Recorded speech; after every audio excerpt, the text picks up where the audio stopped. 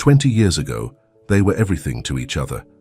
Now billionaire CEO Isaac Donovan never expected to find Leona Brooks scrubbing the floors of his company. Fate brought them back together, but can love survive the weight of time, secrets, and the worlds between them? Before we get into the story, comment below where in the world you're watching from today. The morning sun shone through the large windows of Donovan Enterprises, illuminating the glass and steel building that dominated the New York City skyline. At 38, Isaac Donovan had everything a man could want: a multi-billion-dollar company he'd built from scratch, a penthouse apartment overlooking Central Park, and respect from everyone who mattered in the business world.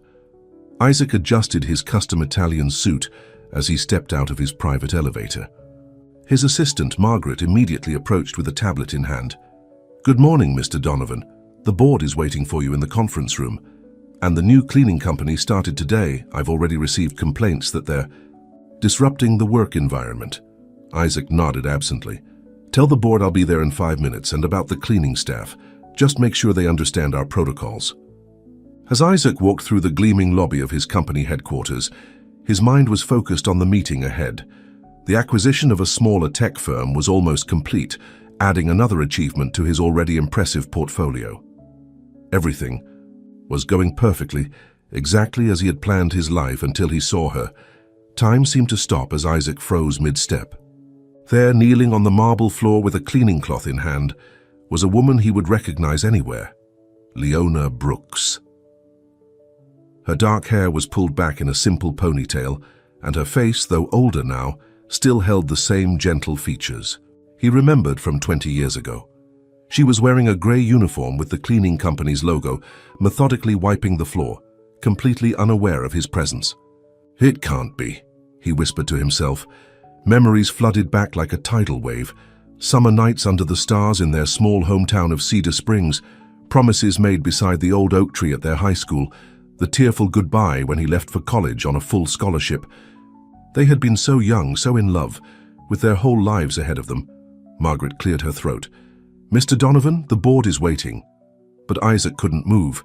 His eyes remained fixed on Leona, his Leona, now on her hands and knees cleaning his company's floors. As if sensing his gaze, Leona looked up. For a brief moment their eyes met. Recognition flashed across her face, followed by something else: shock, then what looked like pain. She quickly lowered her gaze and turned away, focusing intensely on her work. "Margaret, who hired the new cleaning company?" Isaac asked, his voice surprisingly unsteady. "Operations did last month. Budget cuts, you know. You approved it." Margaret looked confused. "Is something wrong?" "No, nothing's wrong." Isaac straightened his tie. "Tell the board I need to reschedule. Something urgent has come up." Margaret's eyes widened in surprise. Isaac Donovan never rescheduled board meetings, but she nodded and walked away. Isaac took a deep breath and approached Leona, who was still determinedly scrubbing the floor, her back to him. "Leona?" His voice was soft, uncertain. She stiffened but didn't look up. "I'm almost finished here, sir. I won't be in your way much longer." The formality in her voice felt like a punch to his gut. "Leona, it's me, Isaac." Slowly she stood up and faced him. Up close he could see the fine lines around her eyes, the weariness in her face. But her eyes, those deep brown eyes, were exactly as he remembered them. "I know who you are, Mr. Donovan.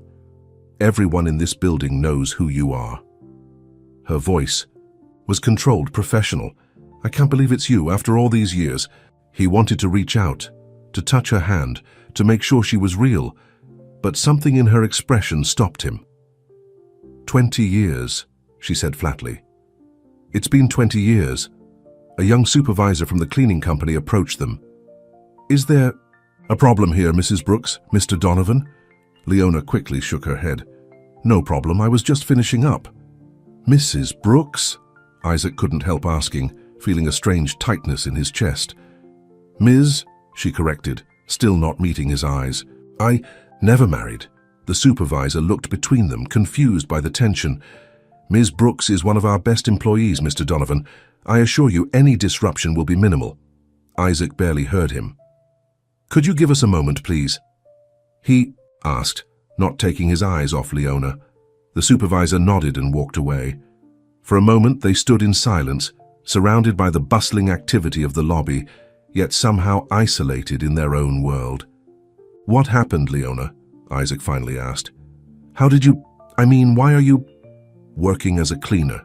She finished for him, a flash of defiance in her eyes. Not everyone gets to fulfill their dreams, Isaac. Some of us have to do what we can to survive. The bitterness in her voice was unmistakable. Isaac felt a wave of shame wash over him. I tried to find you, you know. After my first year away, I came back to Cedar Springs, but your mother said you'd moved. My mother died, Isaac. 6 months after you left.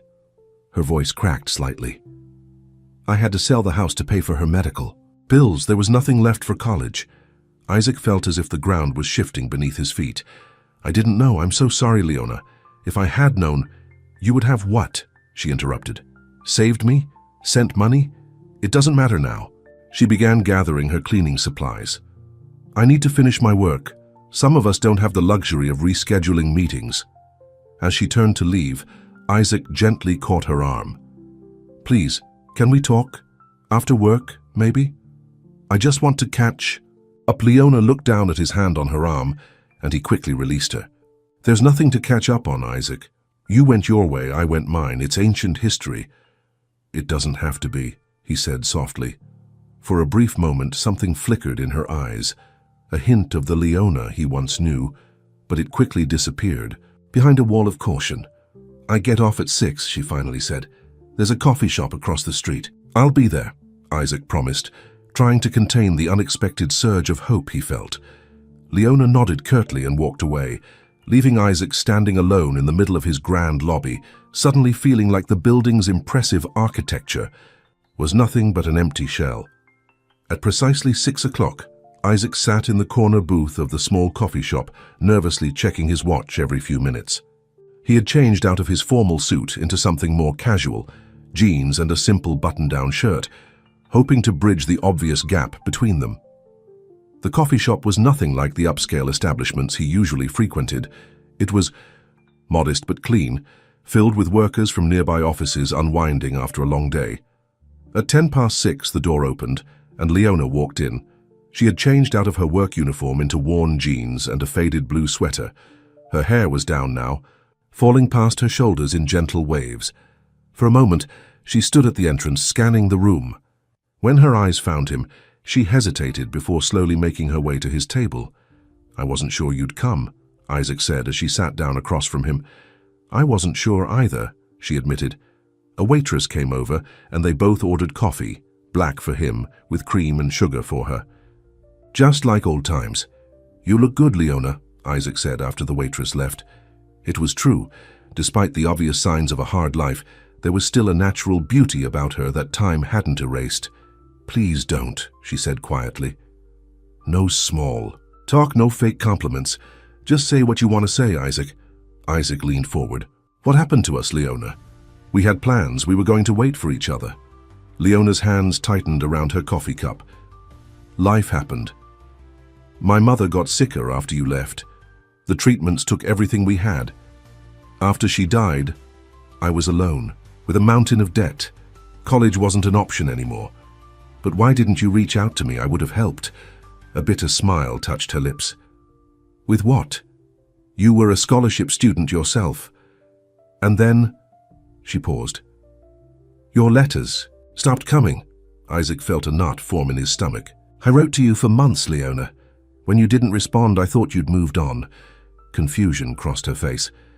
I never got any letters after the first 3 months. Their coffees arrived, creating a momentary pause in the conversation. Isaac's mind was racing. He remembered writing to Leona weekly, then daily when she stopped responding. Eventually, heartbroken and assuming she had forgotten him, he had forced himself to move on. Your mother, he said slowly, a terrible suspicion forming. She never liked me, never thought I was good enough for you. Leona's eyes widened slightly. You think she kept your letters from me? I don't know, but something doesn't add up. They sat in silence, both processing the possibility that their separation might not have been what either of them had chosen. "It doesn't matter now," Leona finally said, though her voice lacked conviction. "That was another lifetime." "Tell me about your life," Isaac said gently. "What happened after everything?" Leona took a sip of her coffee before answering. "I worked whatever jobs I could find. Waitress, retail, house cleaner. I moved to the city about 10 years ago for better opportunities, but it's expensive here. I take night classes sometimes, trying to get a degree, but it's slow going. And you never married?" Isaac couldn't help asking. She shook her head. "Came close once about 5 years ago, but it didn't work out." "I'm sorry." "Don't be, it wasn't right." She looked at him directly for the first time. "What about you? I see your face in business magazines at the checkout counter, the self-made billionaire. Quite the success story." There was no malice in her words, just a statement of fact, but Isaac felt oddly ashamed of his success. "The company took off faster than I expected," he said. "I got lucky with some investments, made the right connections. And your personal life? No Mrs. Donovan waiting at home?" Isaac shook his head. "No, there have been relationships, but nothing." He hesitated. "Nothing like what we had." Leona looked away, and Isaac could see she was fighting to maintain her composure. "Don't do that," she whispered. "Don't pretend what we had was so special when you moved on so easily." "But I didn't," he insisted, reaching across the table but stopping short of touching her hand. "Leona, I built all of this trying to be worthy of you. I thought if I could become successful enough, I could go back to Cedar Springs and find you. But when I did go back, you were gone." She looked skeptical. "You're saying you built a billion-dollar empire for me? I'm not that naive anymore, Isaac." "Not for you," he corrected. "Because of you. Because you always believed I could do more than anyone else thought possible. You were the only one who ever saw that in me." Leona's eyes glistened with unshed tears. "It doesn't change anything. We're different people now." "Are we?" Isaac asked softly. "Because sitting here with you feels like coming home after being lost for 20 years. A tear escaped and rolled down her cheek. She quickly wiped it away. "I should go. This isn't a good idea." As she stood up, Isaac felt panic rising in his chest. He couldn't lose her again, not when he'd just found her. "Leona, please. Can I see you again?" She hesitated, her hand gripping the back of the chair. "Why, what's the point?" "Because I need to know if what I've been feeling all these years is real or just a memory. Don't you want to know too?"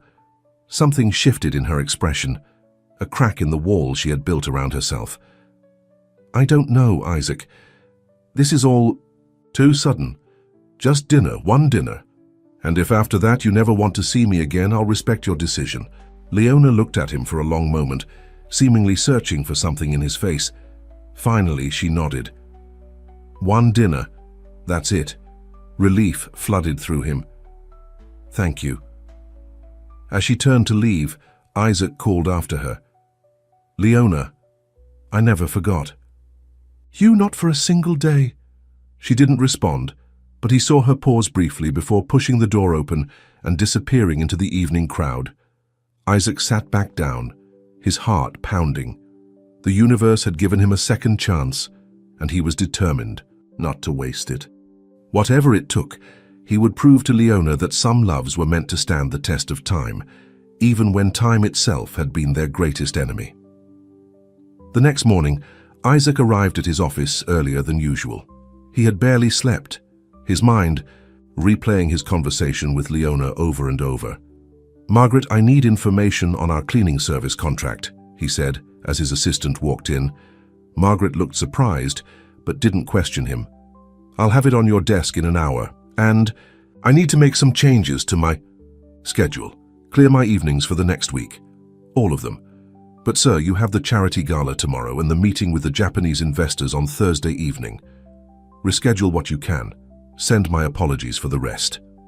Isaac's tone made it clear the matter wasn't up for discussion. Throughout the morning, Isaac found himself repeatedly glancing at the lobby through his office windows, hoping to catch a glimpse of Leona. But she was nowhere to be seen. By afternoon, Margaret had provided him with the information he requested. The cleaning company, Budget Commercial Cleaning Services, was a small operation that primarily employed people with limited education or employment history, people who needed a second chance. Isaac made a few calls and arranged to meet with the owner the following day, not to complain but to learn more about their employee structure, and specifically about one employee in particular. As evening approached, Isaac found himself walking through the building, making his way to the lower floors where the cleaning staff would be preparing to start their shift. He felt oddly nervous, like a teenager again. He found Leona in a small break room putting on her work gloves. Her hair was tied back again and she looked tired. "Isaac," she said, clearly surprised to see him. "What are you doing down here?" Few other cleaners looked up, curious about the well-dressed man who seemed out of place in their area. "I was hoping to catch you before your shift," he said. "About dinner. Are you free tomorrow night?" Leona glanced at her co-workers who were now pretending not to listen. "I have a double shift tomorrow. Thursday would work better." "Thursday it is," he smiled, aware of the eyes watching them. "I'll pick you up at 7. Where should I meet?" "Are you?" Leona hesitated, clearly uncomfortable with the idea of him coming to her home. "I'll meet you somewhere. Where are we going?" "It's a surprise, but nothing too fancy, I promise." He could see she was worried about fitting in at one of the high-end restaurants he usually frequented. "I don't like surprises," she said flatly. Isaac smiled. "You used to." A flicker of the old Leona appeared in her eyes. "Fine, but nothing extravagant." "I'll meet you at the coffee shop at 7, he conceded. "And Leona, thank you for giving me this chance." She nodded briefly before turning. Back to her preparations, Isaac left, aware of the whispers that erupted behind him. Back in his office, Isaac stared out at the city skyline, watching as the buildings lit up against the darkening sky. For 20 years, he had pursued success with single-minded determination, believing it would fill the void Leona had left. Now she was back in his life, and nothing else seemed to matter. But he knew winning her trust wouldn't be easy. The wall she had built around her heart was strong, reinforced by years of struggle and disappointment. Breaking through would require more than charm or grand gestures. It would require proving that this time he wouldn't walk away. As night fell over the city, Isaac made a silent promise to himself and to the memory of what they once shared.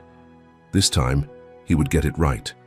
This time, he would fight for what truly mattered, because some loves deserved a second chance, and theirs, interrupted but never truly ended, was definitely one of them. Thursday evening arrived faster than Leona expected. Standing in front of her small bathroom mirror, she studied her reflection with critical eyes. She had changed outfits 3 times already, unsure what was appropriate for dinner with a billionaire, even if he had promised nothing fancy. She finally settled on a simple navy blue dress she'd bought years ago for a job interview. It wasn't new or expensive, but it was the nicest thing she owned. Her apartment was tiny, located in one of the less desirable neighborhoods of the city. The building was old, with peeling paint and unreliable heating, but it was what she could afford on her salary. As she applied a touch of lipstick, her phone rang. It was her friend and neighbor, Rita. "So you're really going through with this date with Mr. Moneybags?" Rita asked without preamble. "It's not a date," Leona insisted. "It's just clearing the air. And don't call him that." Rita sighed. "Honey, I've known you for 5 years and I've never seen you this worked up over clearing the air. This guy obviously meant something to you." "That was a long time ago," Leona said, though her racing heart suggested otherwise. "Just be careful. Men like him don't usually cross the tracks to our side of town unless they want something." "Isaac isn't like that," Leona found herself, defending him, then wondered why she felt so certain after all these years. After hanging up, Leona grabbed her worn purse and jacket. As she locked her apartment door, she tried to ignore the flutter of anticipation in her stomach. It was just dinner, nothing more. Isaac arrived at the coffee shop 20 minutes early, nervously checking his watch every few minutes. He had spent hours planning this evening, wanting everything to be perfect without being overwhelming. He had chosen to wear casual clothes again, dark jeans and a blue button-down shirt that he remembered Leona once saying matched his eyes. When she walked through the door at exactly 7 o'clock, Isaac felt his breath catch. She wasn't dressed extravagantly, just a simple blue dress that highlighted her natural beauty. but to him she outshone every woman he'd dated in the past 20 years. "You look beautiful," he said as she approached. Leona offered a small smile. "Thank you, so where are we going?" "It's not far," Isaac assured her. "We can walk if that's okay."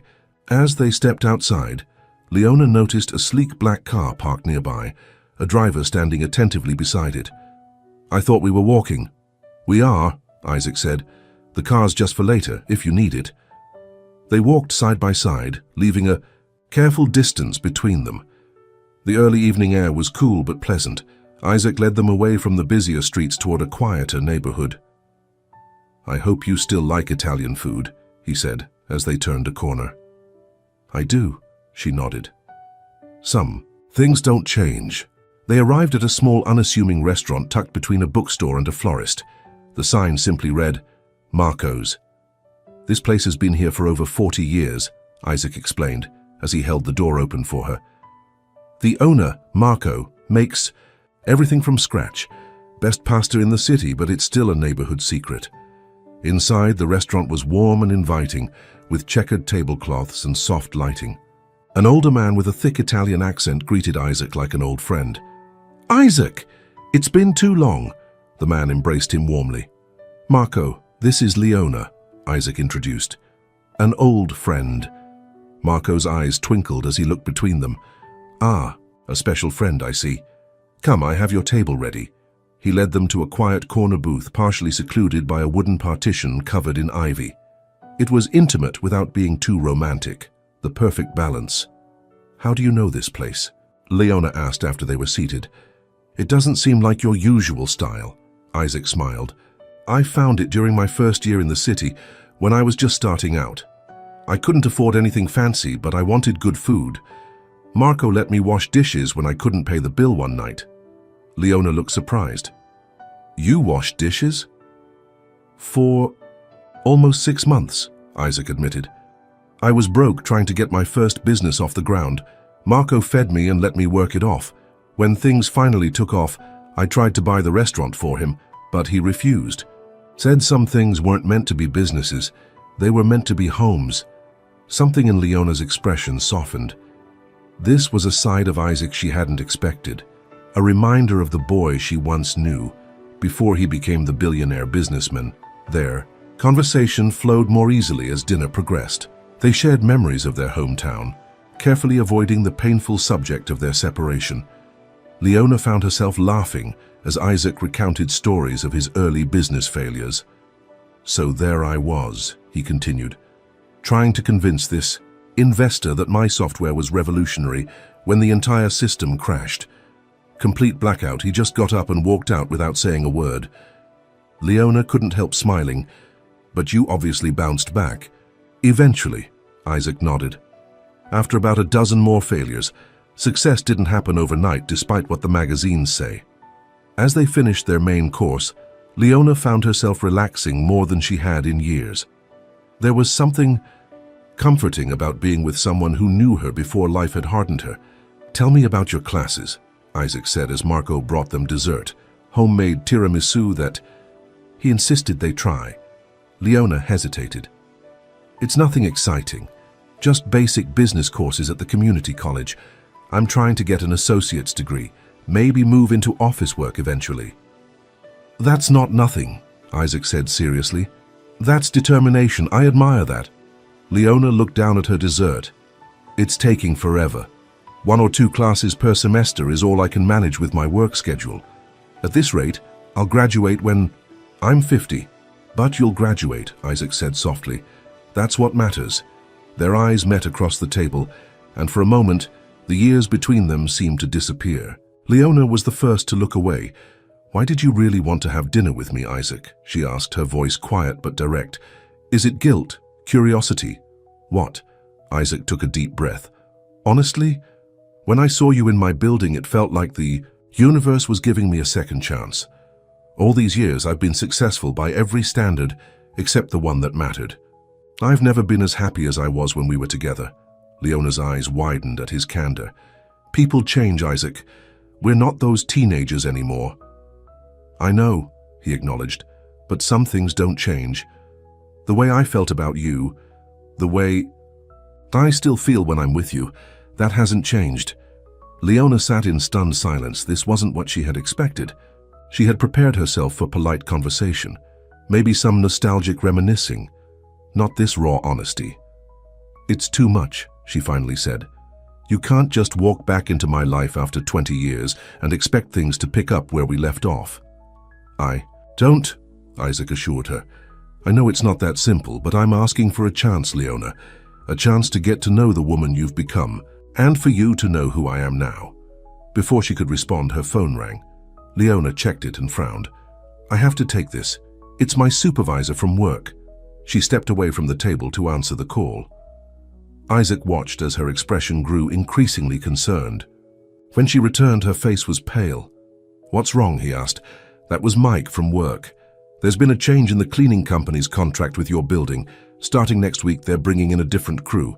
Our team is being reassigned to other buildings." She looked directly at him, her eyes accusing. "Did you do this?" Isaac looked genuinely confused. "No, of course not. I had nothing to do with that." "Really?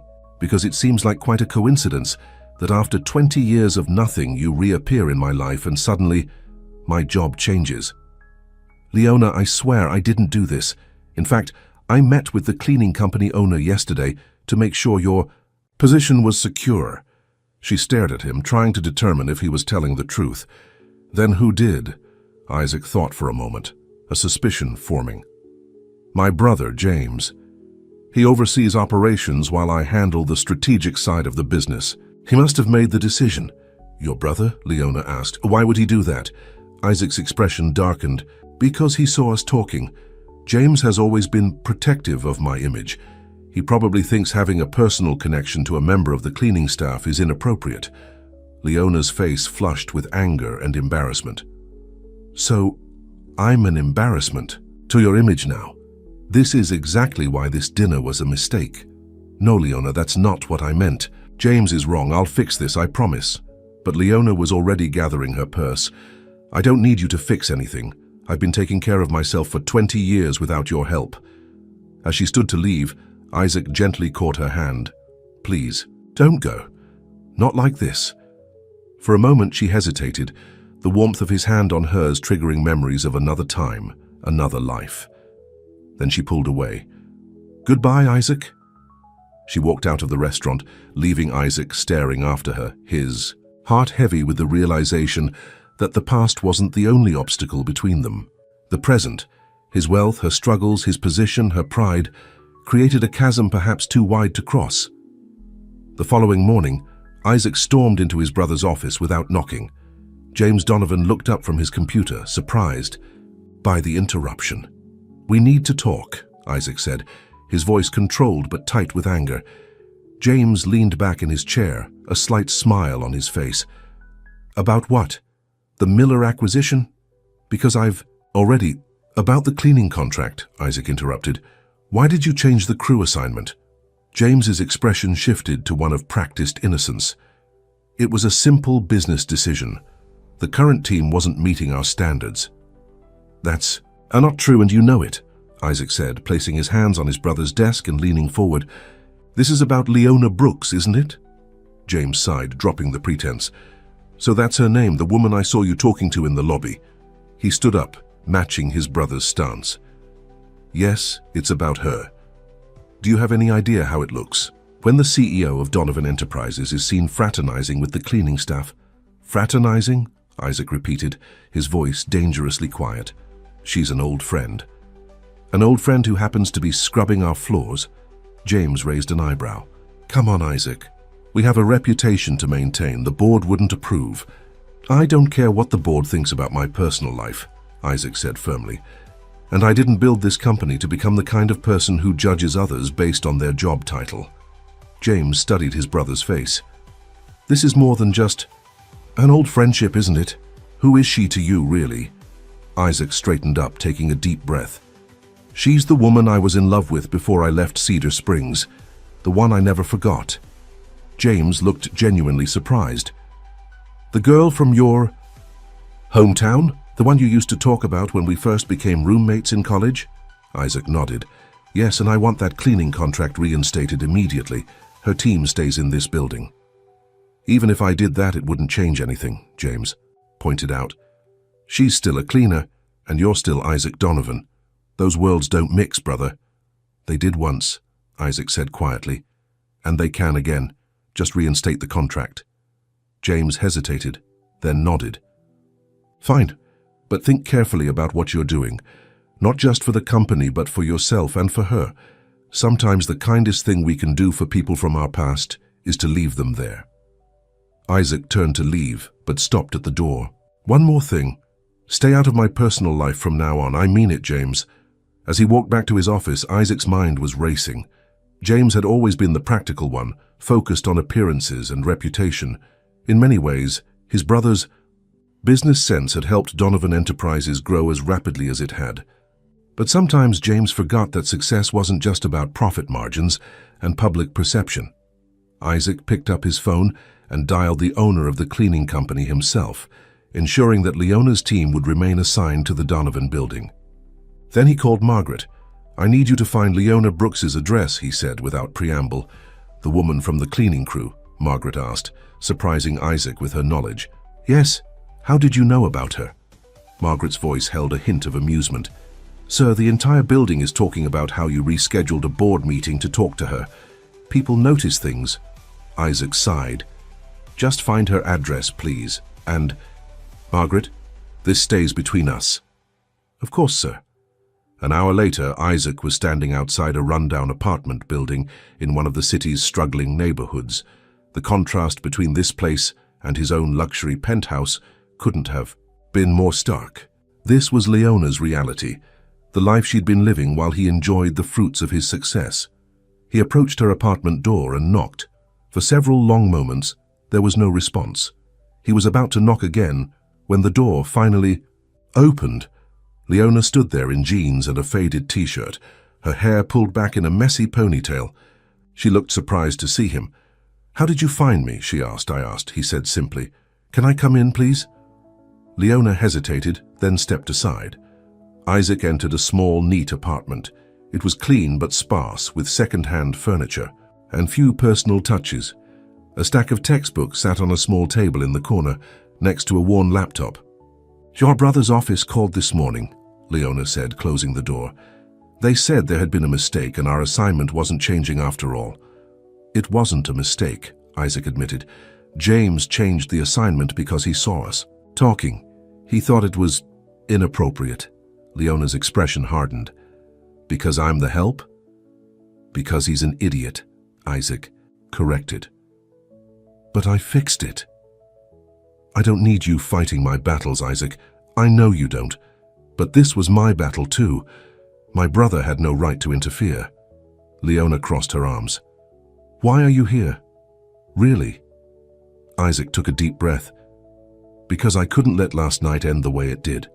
Because I need you to know that I don't care what anyone thinks about us reconnecting. And because, he paused, gathering his courage, because I never stopped caring about you, Leona. Never. Leona's eyes filled with unexpected tears.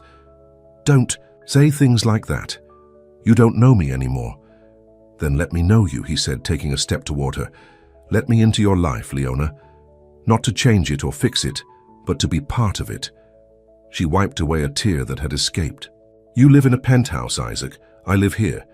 You run a billion-dollar company. I clean floors. How could this possibly work? I don't know, he admitted honestly. But I know I have to try.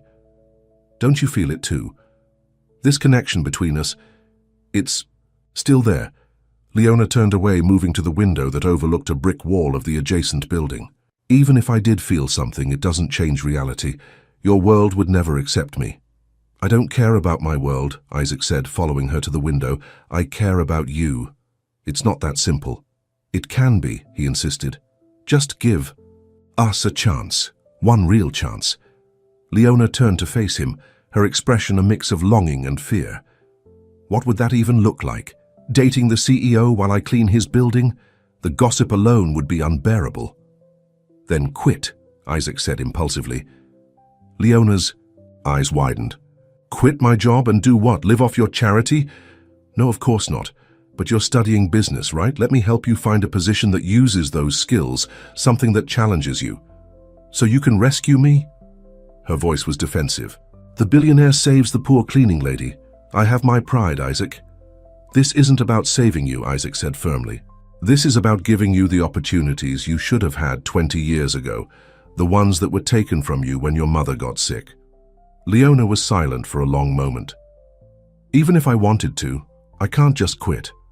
I have bills to pay, rent due next week, tuition for next semester. Let me help, Isaac pleaded, not as charity but as an investment in your future. An investment? Leona raised an eyebrow.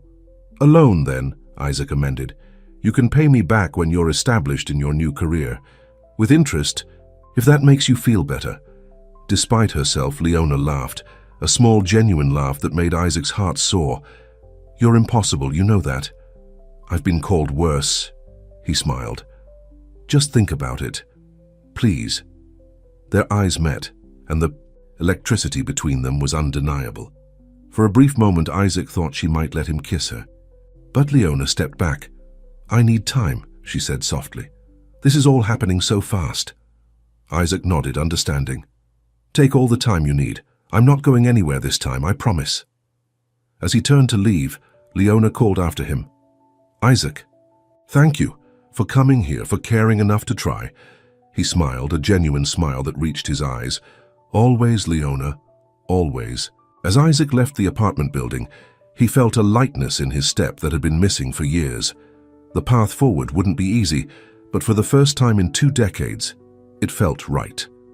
Leona was back in his life, and no matter what obstacles stood in their way, different worlds, societal expectations, or his own brother's disapproval, he was determined to prove that some connections were worth fighting for. Because in the end, wealth and success meant nothing if you had no one to share them with. And Isaac had finally found the one person who had always made his life complete. 2 weeks later, Leona stood nervously in front of the Donovan Enterprises building, dressed in a new suit she'd purchased for the occasion. After much thought and several more conversations with Isaac, she had decided to take a chance. Not on him, not yet, but on herself. Today was her interview for an entry-level position in the company's customer service department. Isaac had kept his word about not directly interfering. The position was one she was qualified for with her, partial business studies, and she would be interviewed like any other candidate. As she walked through the same lobby she had cleaned just weeks before, Leona held her head high, ignoring the curious glances from staff who recognized her from her cleaning job. This was her chance to start over, to prove to herself and to Isaac that she was capable of more. The interview went better than she had expected.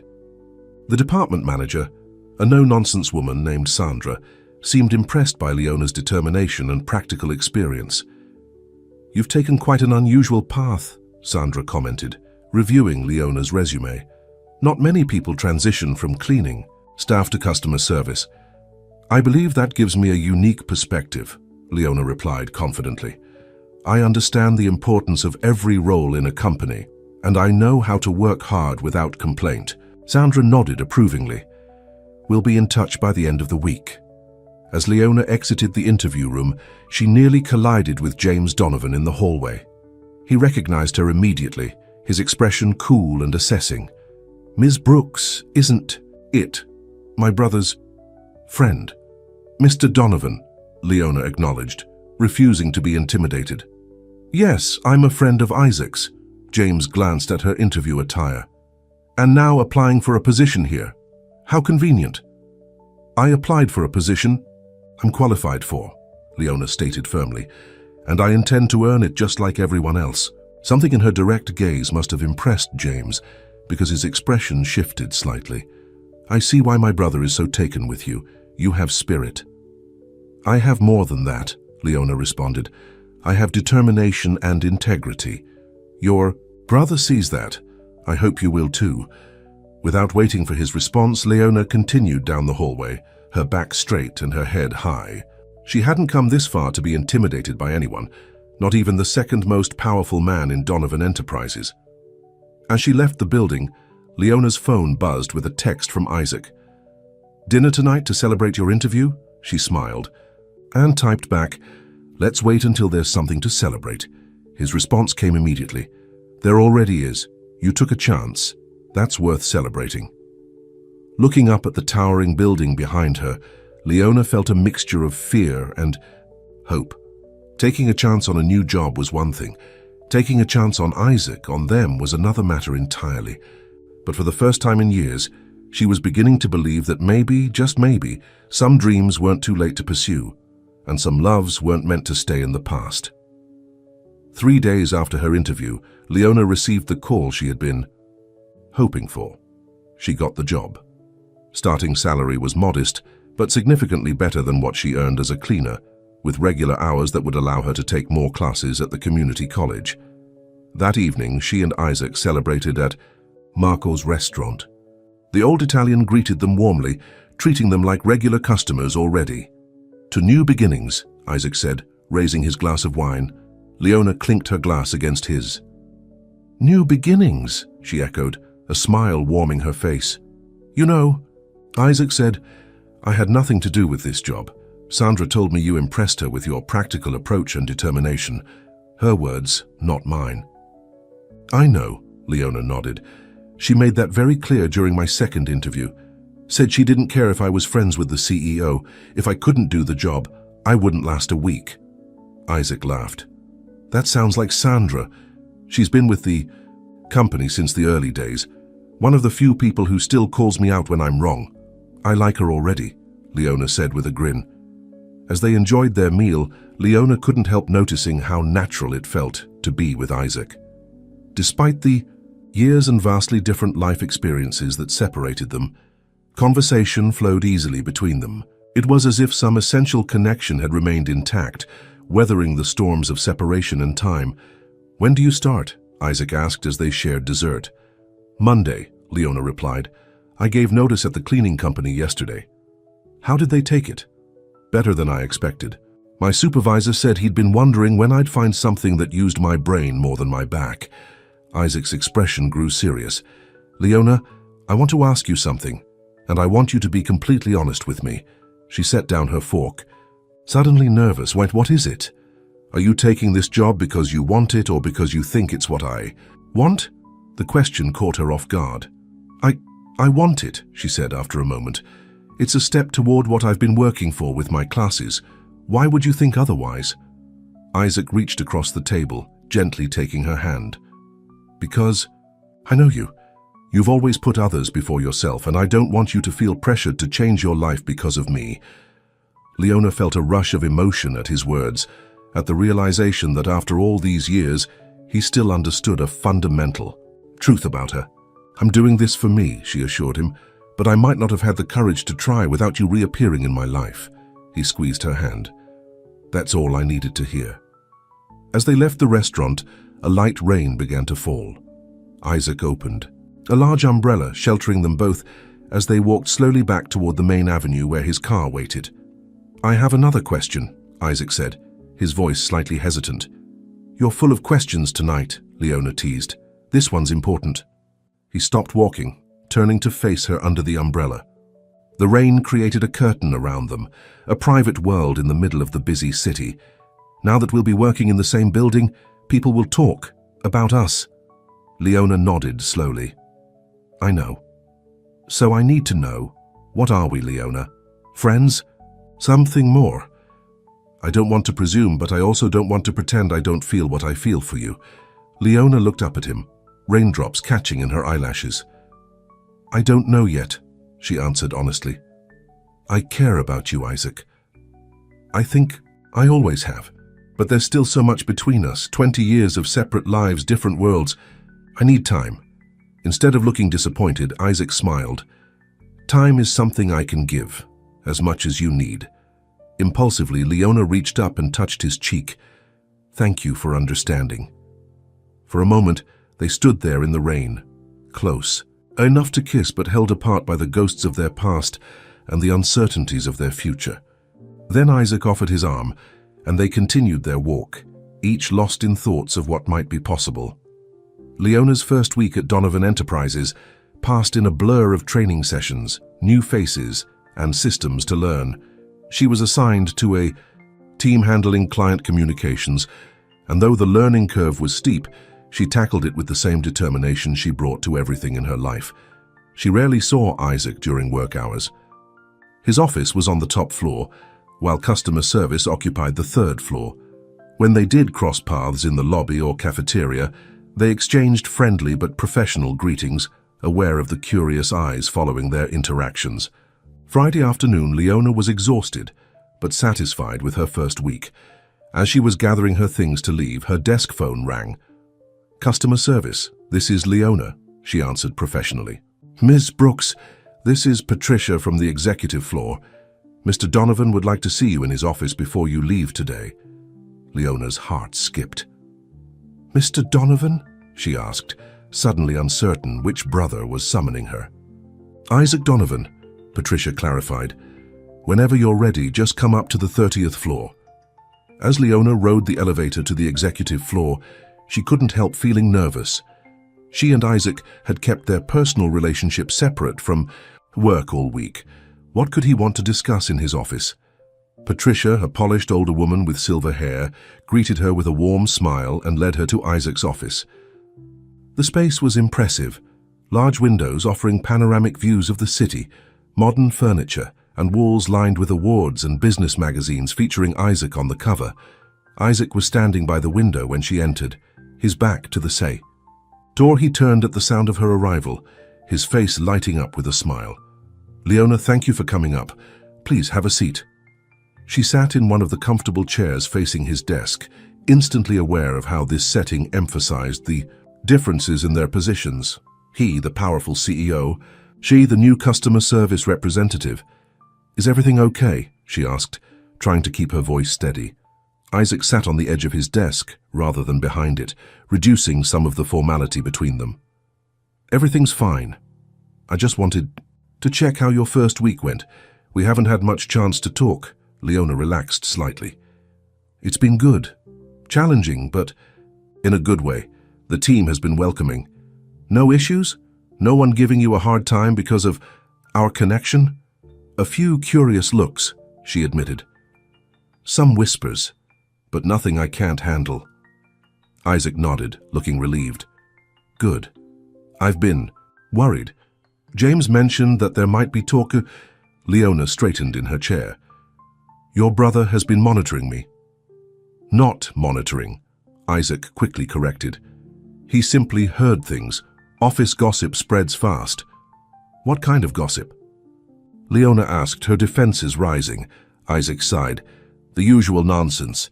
That you only got the job because of your connection to me, that we're—" He hesitated. "That we're what?" Leona pressed. "Involved," Isaac finished. "Romantically." Leona felt her cheeks warm.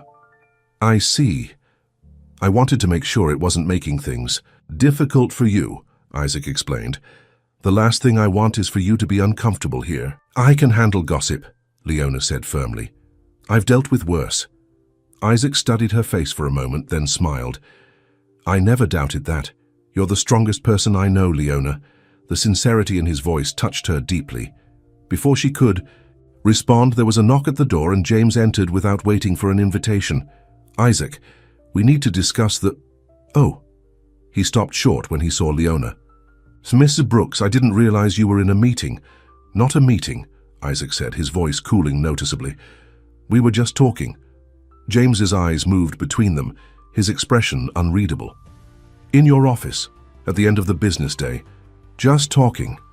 "Yes," Isaac said firmly. "Is there something you needed, James?" "The Chen proposal needs your signature before the weekend," James said, placing a folder on Isaac's desk. "But it can wait until you're finished here." The implication in his tone was clear, and Leona stood up abruptly. "I should go. Thank you for checking in, Mr. Donovan." Isaac shot his brother an irritated look before turning back to Leona.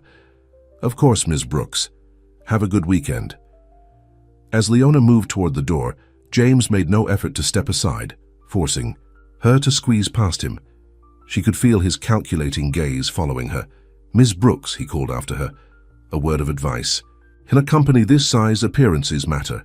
More than you might think." Leona paused, turning back to face him. Thank you for your concern, Mr. Donovan, but I've never much cared for appearances. I prefer substance. With that, she walked out, her head high despite the trembling in her hands. Behind her, she could hear the brothers' voices rising in what sounded like the beginning of an argument. In the elevator, Leona leaned against the wall, trying to calm her racing heart. James Donovan clearly disapproved of her relationship with Isaac, whatever that relationship might be, and he had the power to make her life at Donovan Enterprises very difficult. But she hadn't survived 20 years of struggle by backing down from challenges. If James thought she would be easily intimidated, he was about to learn otherwise. The following week brought new challenges. Leona arrived Monday morning to find her desk had been moved from its central location in the customer service department to a small corner near the supply closet.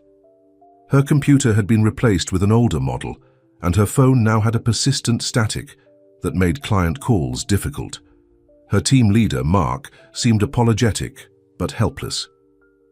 It came from upstairs, he explained quietly. Some reorganization thing I tried to push back, but James Donovan's orders trump yours, Leona finished for him.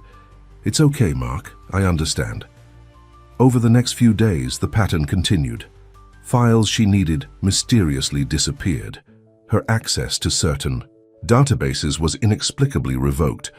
Lunch invitations from co-workers became less frequent as people began to worry about being associated with her. Leona said nothing to Isaac. This was her battle to fight, and running to him would only prove James right, that she was using her connection to Isaac for special treatment. On Thursday afternoon, Leona was struggling with a particularly difficult client call, the static on her line making communication nearly impossible, when James appeared in the customer service department. He moved through the space like a visiting dignitary, nodding politely to staff members who straightened in their chairs at his approach. He stopped at Leona's desk just as she was apologizing to the client for the poor connection. "Ms. Brooks," James said loudly enough for nearby colleagues to hear, "a moment of your time, please." Leona held up a finger, indicating she needed to finish the call. James's eyes narrowed, but he waited, watching as she did her best to resolve the client's issue, despite the technical difficulties. After she hung up, Leona turned to him with a professional smile. "How can I help you, Mr. Donovan?" "I'm conducting a department review," he said smoothly. "I notice you've been having some equipment issues." "Nothing I can't handle," Leona replied evenly. James glanced around at her isolated workspace. "And this location?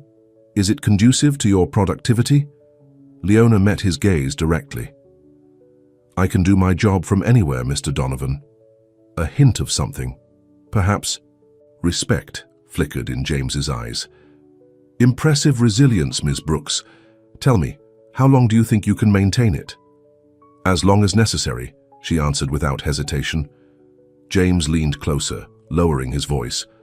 "You know why this is happening, don't you? It's not personal, it's business. My brother has worked too hard to build this company to have it compromised by distractions." "Is that what I am? A distraction?" "You're a complication," James corrected. "One that could be easily resolved if you simply moved on. I'd be happy to provide an excellent reference for a position at another company." Leona felt anger rising, but kept her voice controlled. "I appreciate your concern, Mr. Donovan, but I earned this position and I intend to keep it." James straightened, adjusting his perfectly tailored suit.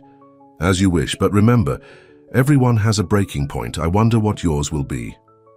As he walked away, Leona's hands clenched into fists beneath her desk. She had faced hardship before, poverty, loss, the crushing of youthful dreams. But this calculated campaign to drive her out was testing her in new ways. That evening, as she packed up to leave, Mark approached her desk. "Tough day?"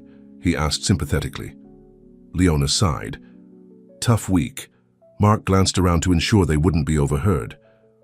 "Look, I don't know what's going on between you and the Donovan brothers, and I don't need to know. But the team likes you, Leona. You're good at this job. If there's anything we can do to help..." His support touched her deeply. "Thank you, Mark.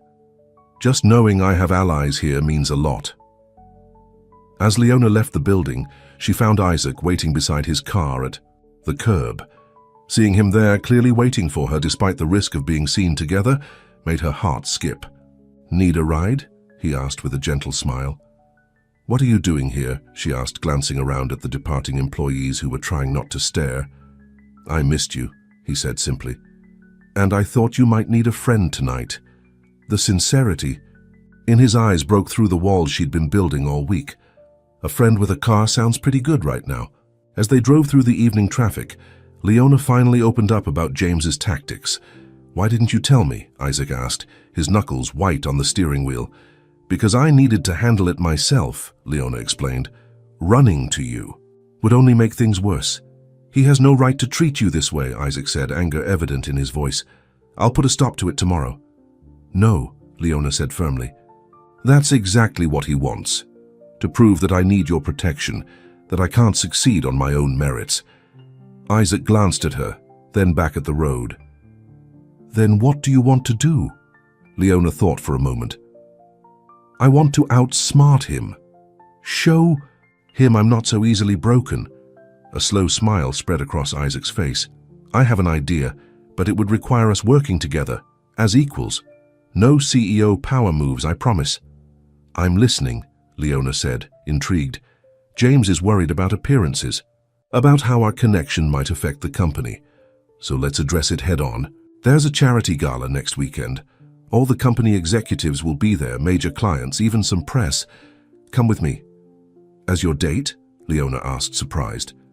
"As my guest," Isaac clarified. "We make one public appearance together, acknowledge our past connection openly but professionally, and remove all the mystery that's feeding the gossip. James loses his leverage when there's nothing to hide." Leona considered the strategy. It was bold, potentially risky, but it made sense. "You really think it would work?" "James knows how to manipulate from the shadows," Isaac explained. "He's not as effective when things are out in the open. Plus, I'd get to spend an evening with you, which is a win for me regardless." Leona couldn't help smiling at that. "One problem, I don't exactly have a gala-appropriate dress hanging in my closet." "That's the easy part," Isaac said confidently. "Leave it to me." "No," Leona said quickly. "No buying me dresses, Isaac. That crosses a line." Isaac thought for a moment. "Fair enough. What about Rita, your neighbor? Didn't you mention she works in fashion?" "She's a seamstress at a bridal shop," Leona confirmed. "Perfect. What if I provide the material and she creates something? That way we're supporting her business, not just buying you a gift." Leona had to admit it was a good compromise. "I'll talk to her." As they arrived at her apartment building, Isaac turned to her. "Leona, I need to know, are you sure about this? James won't back down easily. Things might get worse before they get better." Leona looked at the man beside her. Successful, powerful, yet still somehow the same boy who had believed in her dreams all those years ago. "I'm sure," she said softly. "Some things are worth fighting for." The words hung between them, laden with meaning that extended far beyond her job situation. Isaac reached across the car, his hand finding hers. "Yes," he agreed, his eyes never leaving hers. "They are." The week leading up to the gala was surprisingly peaceful at work. News that Leona would be attending as Isaac's guest had spread quickly, neutralizing some of James's more overt tactics. Her computer was mysteriously fixed, and while her desk remained in its isolated corner, at least her phone worked properly again. James himself maintained a cold distance, his disapproval evident in his eyes whenever they crossed paths, but he made no further moves against her. It was as if he was waiting, watching to see how the gala would unfold before planning his next strategy. Saturday evening arrived, and Leona stood in front of her mirror, hardly recognizing herself.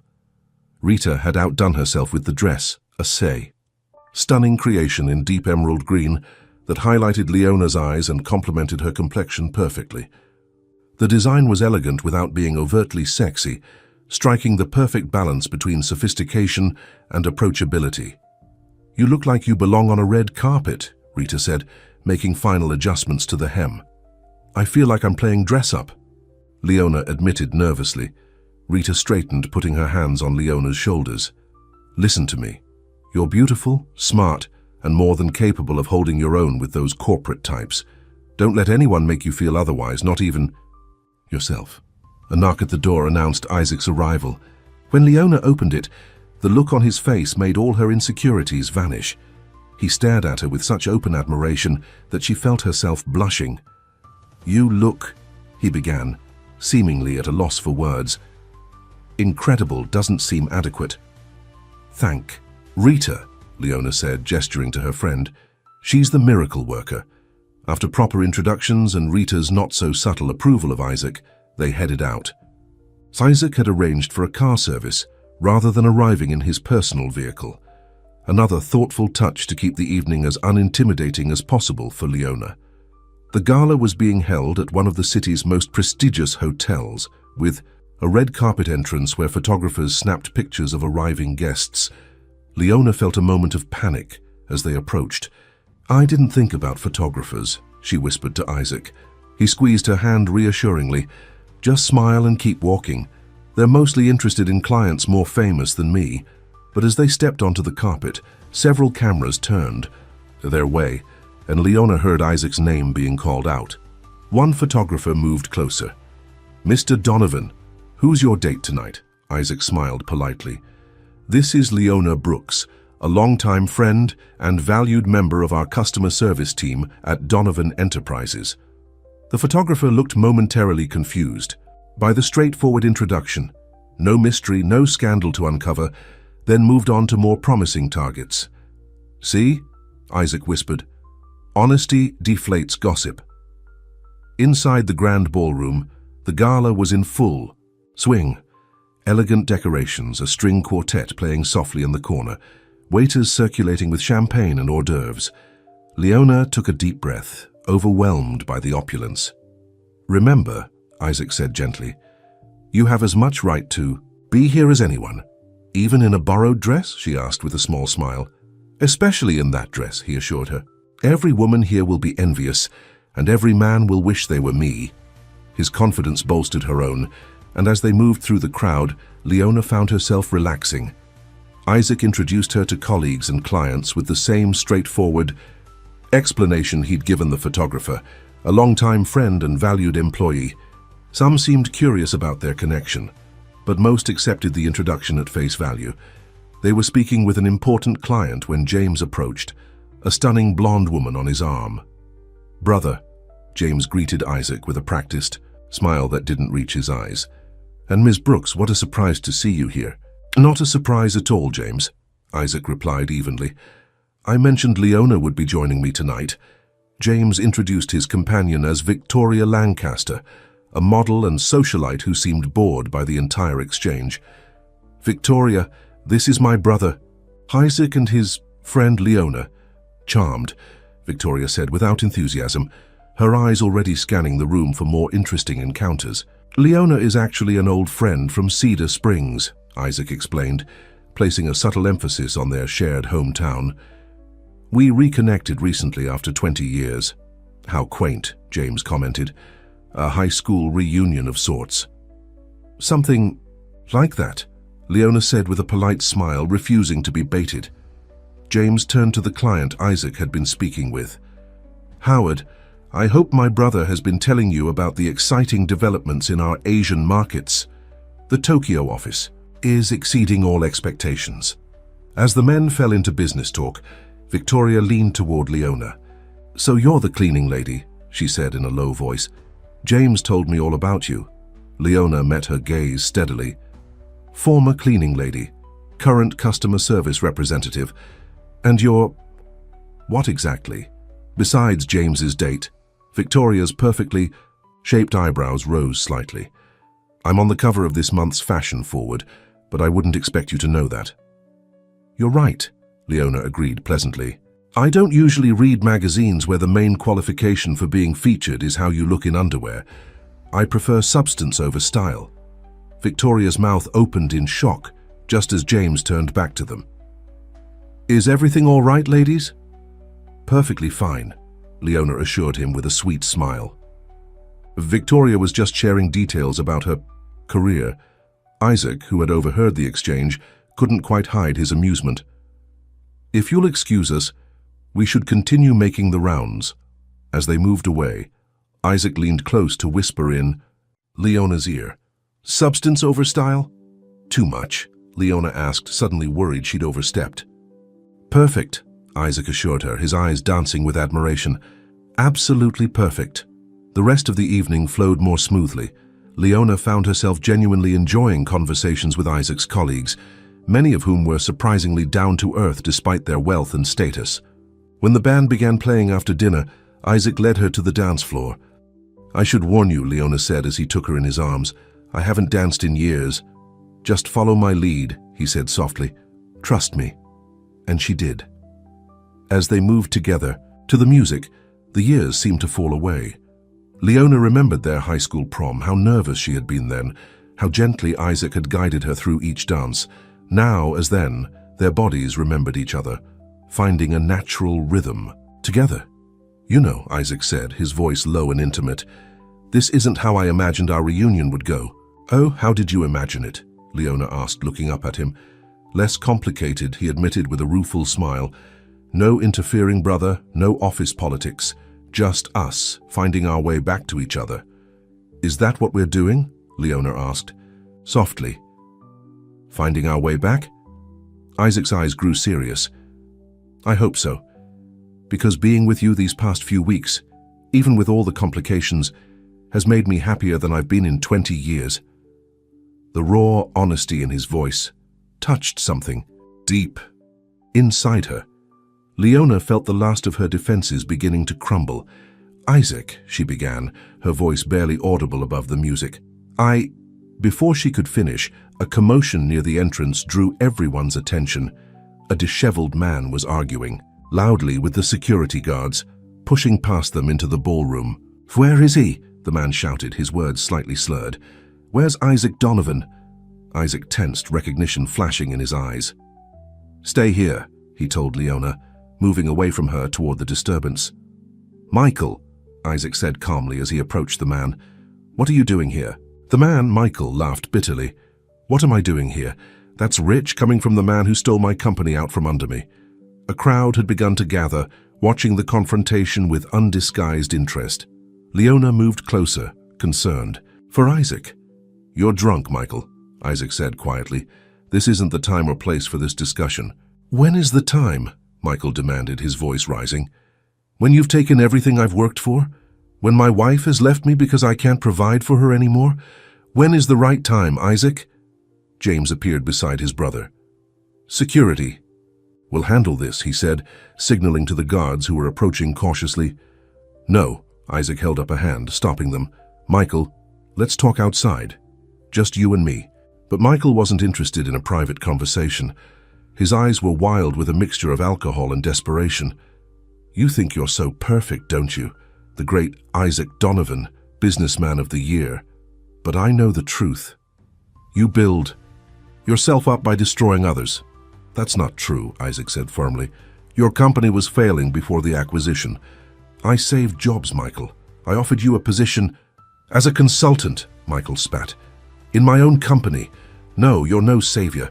You're a predator in an expensive suit. Leona watched the color drain from Isaac's face.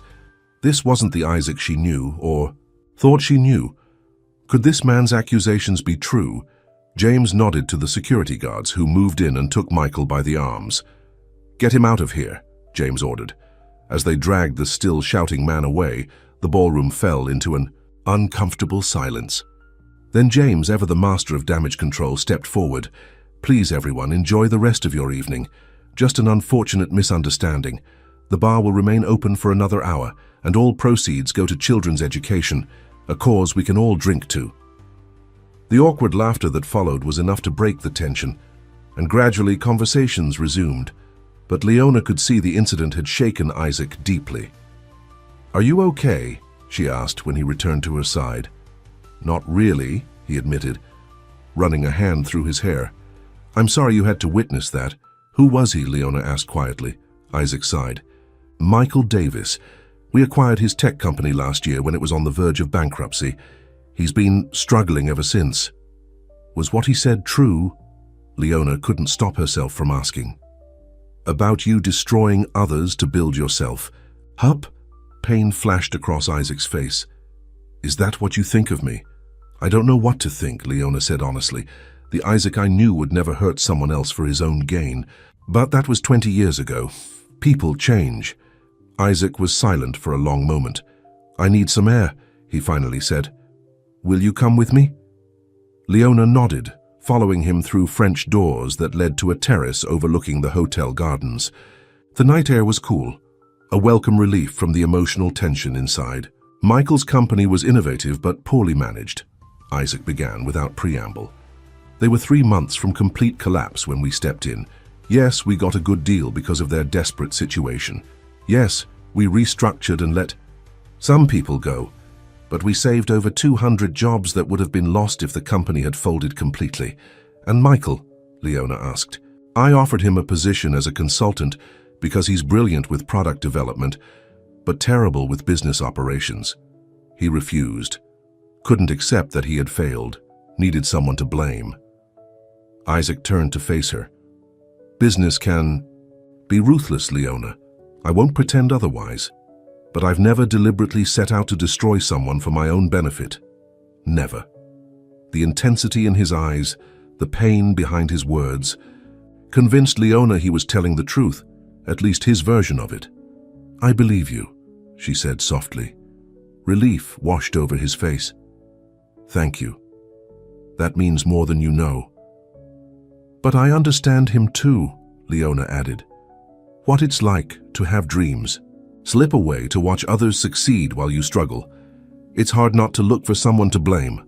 Isaac studied her face in the moonlight. Is that how you felt? When you saw me again?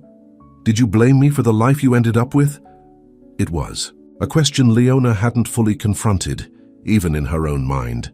Maybe at first, she admitted. It was easier than accepting that life just isn't fair sometimes, that some people get lucky breaks and others don't.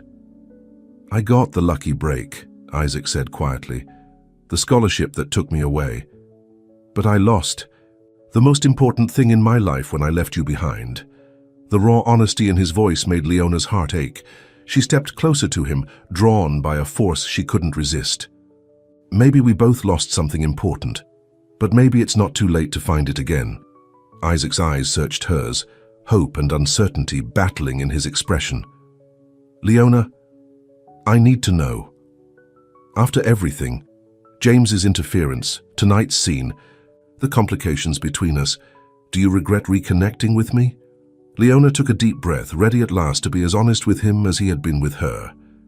No, she said firmly, I don't regret it. Despite everything, these past weeks have reminded me what it feels like to truly connect with someone.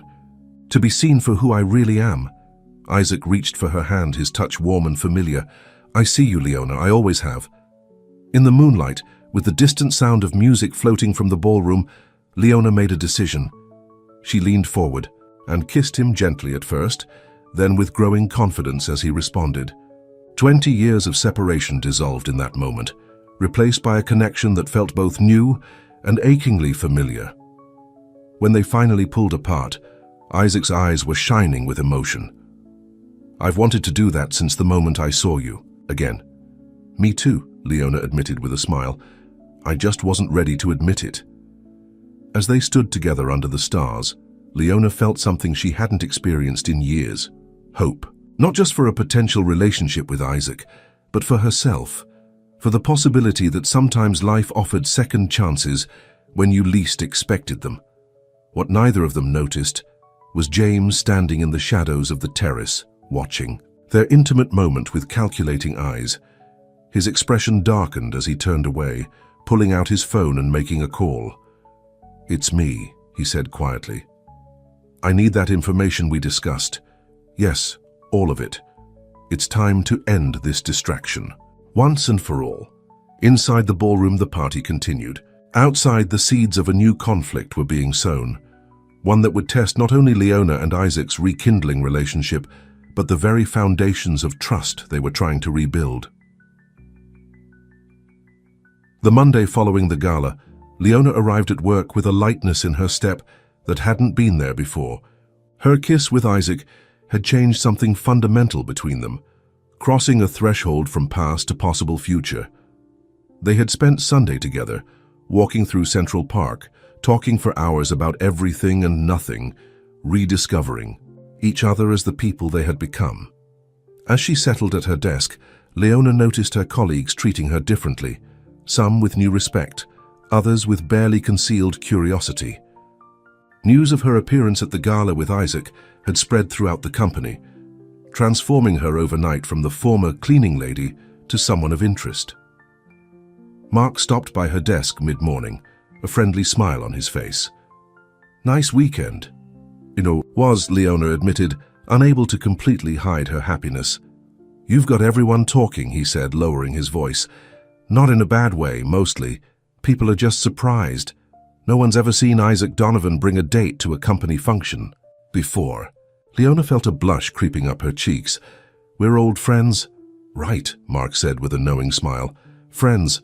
Well, whatever you are, it's nice to see the boss looking happy for a change. Just be careful, okay? Office politics can get messy." "In a hurry." Leona appreciated his concern.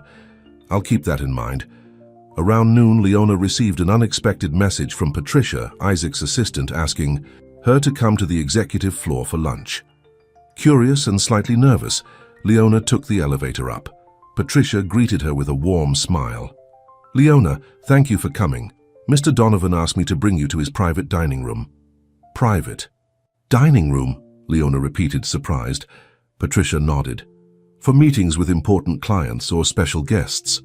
She led Leona to a beautiful room with a small table set for two, floor-to-ceiling windows, offering a stunning view of the city. Isaac was waiting, his face lighting up when he saw her. "Is this okay?" he asked once Patricia had left them alone. "I wanted to see you, but I didn't want to cause more gossip by going down to the cafeteria." "It's fine," Leona assured him, though she felt slightly out of place in the elegant setting. "But people will still talk." Isaac shrugged. "They'll talk regardless. After last night, I wanted to make sure you were okay, that you didn't have any regrets." Leona sat down across from him. "No regrets," she said with a soft smile. "But I am worried about James. He didn't look happy when we left the gala." "James is always unhappy about something," Isaac said, though concern flickered in his eyes. "But you're right to be cautious. My brother can be resourceful when he wants something. And he wants me gone," Leona stated simply. "He wants what he thinks is best for the company," Isaac corrected. "He just fails to see that controlling my personal life isn't his job." They enjoyed their lunch, keeping the conversation light, careful to maintain a professional distance despite the private setting.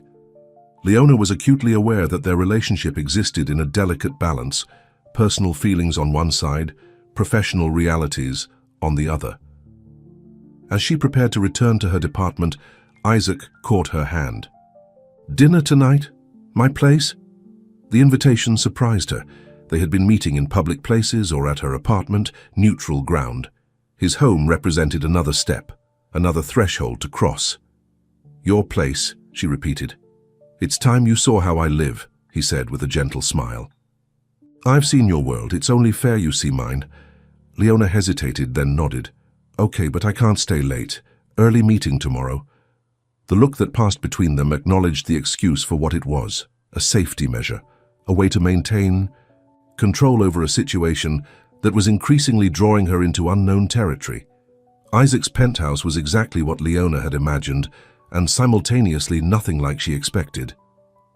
The space was undeniably luxurious, spacious rooms, designer furniture, art on the walls that probably cost more than her yearly salary. But there was also a surprising warmth to it, personal touches that reflected the man rather than his wealth. "Not what you expected?" Isaac asked, watching her reaction as she took in her surroundings. "I'm not sure what I expected," Leona admitted. He gave her a tour, pointing out little details, a painting by a local artist from Cedar Springs, books they had both loved in high school, photographs of places that had meaning to him. The final stop was the terrace, a stunning outdoor space with comfortable seating and an unobstructed view of the city lights. "This is where I come to think," Isaac said as they stood side by side at the railing, the cool evening breeze playing with Leona's hair. "Sometimes Late at night, I look out at all those lights and wonder about the stories behind them. All those lives, all those dreams, and heartbreaks, Leona added softly. Isaac turned to her. Yes, those too. He hesitated, then continued. I used to look out there and feel alone, even with all my success, until you came back into my life. The sincerity in his voice touched her deeply. Leona found herself leaning toward him, drawn by the same magnetic pull she had felt at 18, now strengthened by the adults they had become.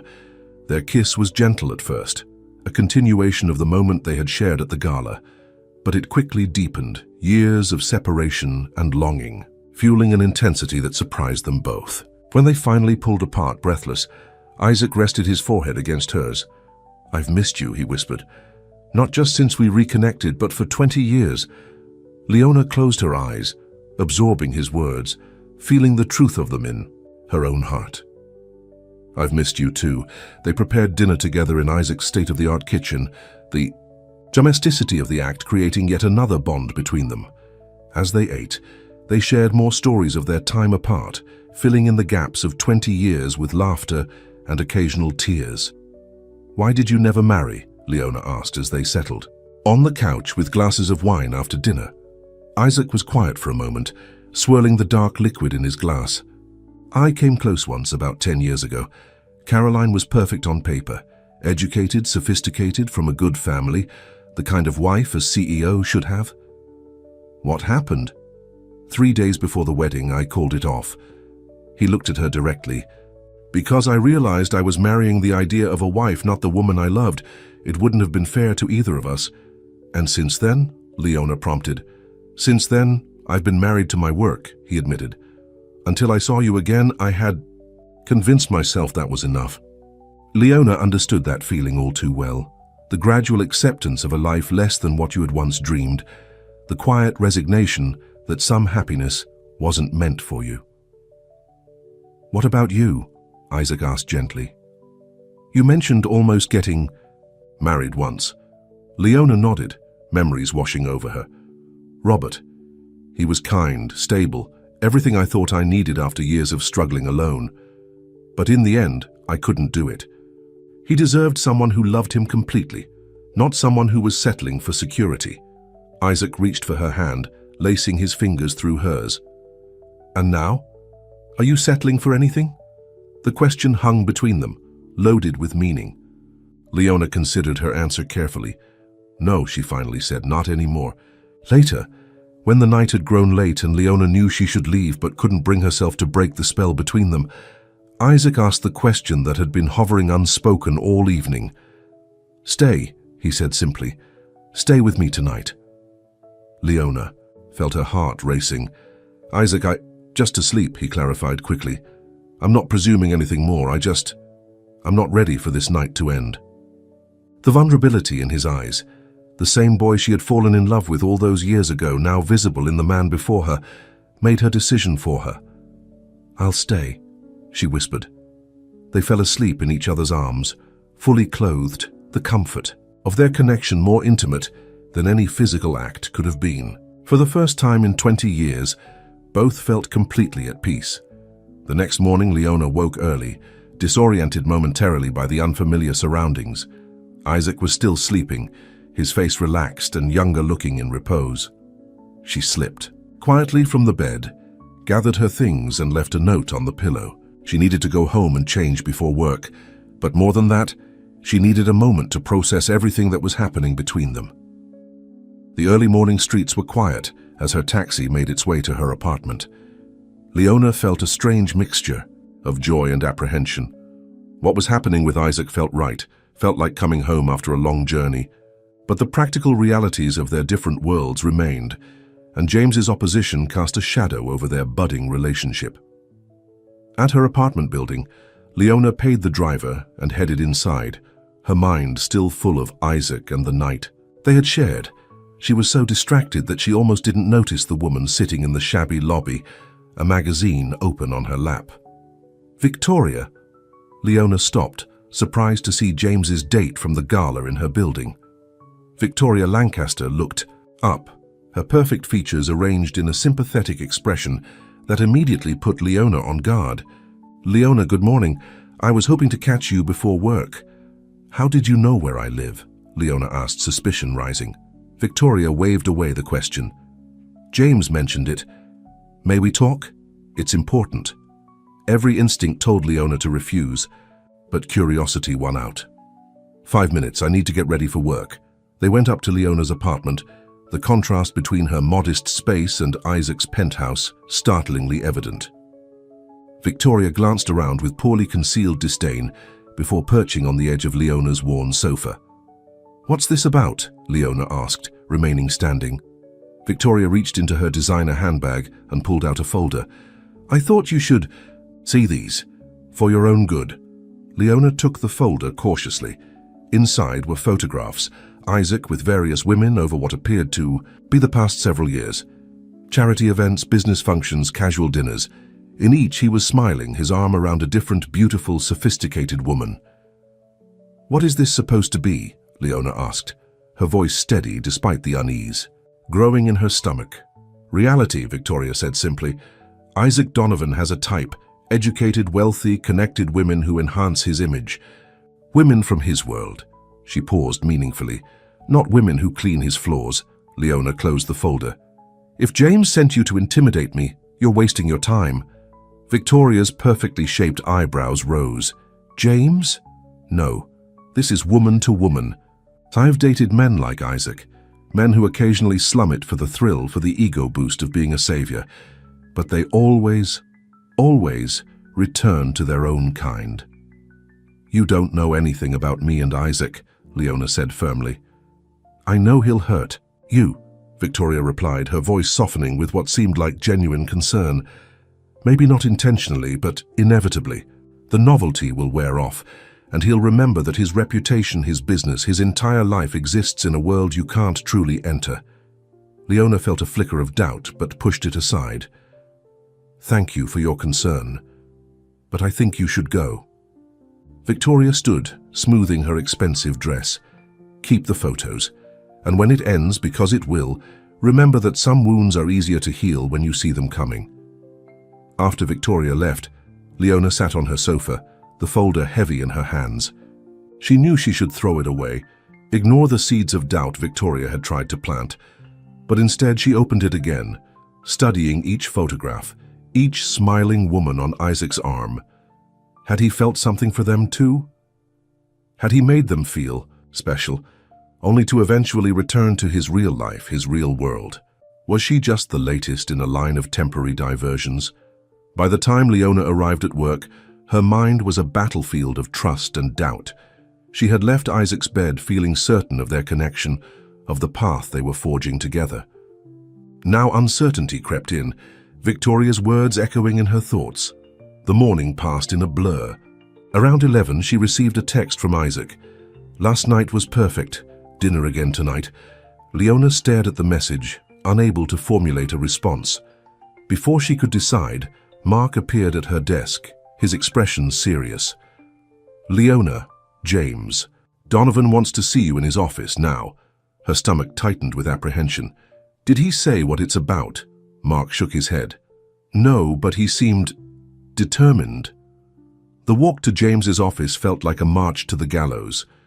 Leona steeled herself, preparing for whatever new tactic he had devised to drive her away from the company and from Isaac. James was standing by the window when she entered, his back to the door. He turned slowly, his expression unreadable. "Ms. Brooks, thank you for coming promptly." He gestured to a chair. "Please sit." Leona remained standing. "I'd prefer to stand, if it's all the same to you." A hint of a smile touched James's lips. "As you wish." He moved to his desk, picking up a folder identical to the one Victoria had given her. "I assume my associate already paid you a visit this morning, so Victoria had been working for James after all." "Yes, she did. Your tactics are getting more desperate, Mr. Donovan." "Not desperate," James corrected. "Strategic." Victoria presented one perspective. "I'd like to offer another." He opened the folder, but instead of photographs, it contained financial documents. "These are the current projections for Donovan Enterprises over the next 5 years. Notice the upward trajectory." He flipped to another page. And these are the projections if certain distractions continue to compromise leadership focus, the four. Second graph showed a significant decline. Leona knew it was a scare tactic, but the implication was clear. "You're suggesting that my relationship with Isaac will harm the company," she stated flatly. "I'm stating a fact," James replied coolly. "My brother has worked too hard, sacrificed too much, to have it all undermined by an ill-advised romance with an employee, particularly one with your background." Anger flared in Leona. "My background? You mean being poor? Working honest jobs to survive? Those are character flaws in your world, aren't they?" James sighed, as if dealing with a child who couldn't understand basic concepts. "This isn't personal, Ms. Brooks. It's business. Isaac may be blinded by nostalgia or misplaced guilt over your circumstances, but I see the bigger picture." "And what picture is that?" Leona challenged. "A temporary infatuation that, when it inevitably ends, will leave both my brother and this company vulnerable." James closed the folder. "Thousands of employees depend on Donovan Enterprises. Their livelihoods, their families, their futures. Are you willing to put all that at risk for a romance that can't possibly last?" Leona felt the weight of his words pressing down on her. "You don't know that it won't last." "Don't I?" James raised an eyebrow. "Tell me, have you ever moved in Isaac's social circles, conversed about global markets over cocktails with board members, hosted charity galas for the elite? That's his world, Miss Brooks. A world where you'll always be the outsider, the curiosity, the project he took on out of some misguided sense of rectifying the past." Each word hit its mark with painful accuracy, echoing Leona's own deepest fears. Victoria's photos, James's cutting analysis, the undeniable reality of the vast differences between her life and Isaac's, all coalesced into a heavy knot of doubt. "I think we're done here," Leona said, her voice remarkably steady despite her inner turmoil. "One last thing," James said as she turned to leave. "I'm prepared to offer you a generous severance package if you resign today. Enough to finish your degree, perhaps start fresh in another city. A clean break would be best for everyone involved, don't you think?" Leona paused at the door. "You really believe I can be bought off?" "Everyone has a price, Ms. Brooks. It's just a matter of finding the right currency." James slid a check across his desk. "Yours happens to be monetary. My brother's is his reputation and legacy. Think about which you value more, your feelings for Isaac or his future." Leona left without taking the check, her mind racing. Though she hated to admit it, some of what James said made sense. She and Isaac lived in different worlds. Their reunion had been passionate, intense, fueled by memories and regrets. But was it sustainable in the cold light of reality? The rest of the day passed in a fog. Isaac texted twice more, his messages growing increasingly concerned at her lack of response. Finally, as the workday ended, Leona made a decision. She texted back, "Can we meet at the coffee shop where we first talked?" 7 p.m. His reply came immediately. "Is everything okay?" She didn't answer, afraid that any more communication would weaken her resolve. The coffee shop was quiet when Leona arrived, just a few patrons scattered at tables. She chose the same corner booth where she and Isaac had sat weeks ago, when their reconnection was new and uncertain. Isaac arrived 5 minutes early, his face lined with worry. He slid into the seat across from her, immediately reaching for her hands. "What's wrong?" he asked. "I've been worried all day." Leona gently pulled her hands away. "We need to talk, Isaac." He studied her face, reading the seriousness in her expression. "James got to you, didn't he? What did he do?" "It's not just James," Leona said quietly. "Though yes, he made some points today that I can't ignore." "Whatever he said, it's manipulation," Isaac insisted. "He doesn't understand what's between us." "Maybe. He sees it more clearly than we do," Leona countered. "We've been caught up in the past, in what might have been. But we live in the present, Isaac, in different worlds." Isaac's expression hardened. "So that's it? You're letting my brother dictate our relationship?" "I'm being realistic," Leona said, pain evident in her voice. "Last night was beautiful. Being with you again feels right in a way nothing has in 20 years. But then I look at the facts. Your life, my life, the company, the expectations. It's not just about us. It's about the hundreds of people who depend on Donovan Enterprises, about your legacy, about practical realities we've been ignoring. I don't care about any of that, Isaac said fiercely. I care about you, about us. But you should care, Leona insisted. You've built something important, something that matters to a lot of people. I can't be the reason it suffers. Isaac leaned forward, his eyes intense. Is this really about the company? Or is it about you not believing we can make this work? The question struck at the heart of Leona's doubts. She looked down at her hands. Maybe both. I saw the photos, Isaac. All those women over the years, women from your world. What makes me different? What makes you think this isn't just another temporary connection? Photos? What photos? Isaac looked genuinely confused. Victoria brought them to my apartment this morning. You with different women, all of them looking like they belonged on your arm at fancy events. Understanding dawned in Isaac's eyes, followed by anger. James, he muttered. He's really pulling out all the stops. Were they real? Leona pressed. The photos? Probably, Isaac admitted. I've attended countless functions over the years, sometimes with dates arranged by my PR team. But none of them meant anything, Leona. They were companions for events, not relationships. And what am I? Leona asked.